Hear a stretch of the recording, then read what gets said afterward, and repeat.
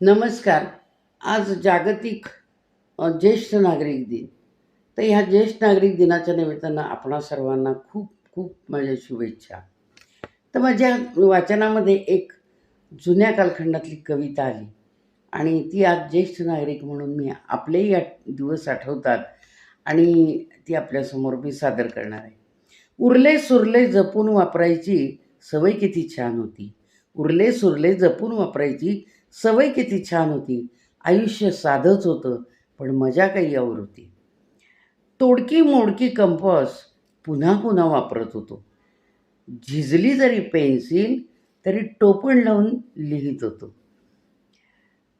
तुटलेल्या पेनला पुन्हा पुन्हा स्प्रिंग लावत होतो. तुटलेल्या पेनला पुन्हा पुन्हा स्प्रिंग लावत होतो आणि एकच एक पेन पुन्हा पुन्हा रिफिल भरून त्यांनी मात्र लिहित होतो.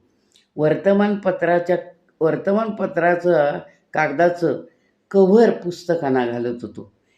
वर्तमानपत्राच्या कागदाचं कव्हर पुस्तकांना घालत होतो आणि पुढच्या वर्गातल्या मुलाला तुझी पुस्तकं मला ठेव बरं का, हे आवर्जून सांगत होतो. कोरी पाने दाभणाने, वहीची कोरी पानं दाभणाने शिवून ती वही वापरत होतो. पण जुन्यातूनच आम्ही नाविन्याचा आनंद घेत होतो. सायकलच्या जुन्या टायरची गाडी मुलं चालवत होती आणि ती चालवता चालवता तोल कसा सांभाळायचा हे मात्र शिकत होती.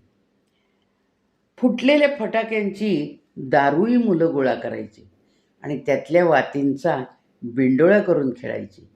अहो, फुटलेल्या बांगड्या त्याही वाया घालवत नव्हतो. त्याचा खेळ करून आम्ही काचाकवड्या खेळत होतो.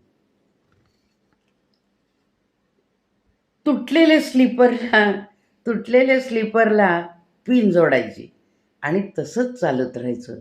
पण एक होतं की ध्येयाकडं आमची वाटचाल सुरू होती. ध्येयाकडची वाटचाल कधी थांबली नाही आणि तशी प्रगतीची पावलं आम्ही टाकत होतो. फाटलेल्या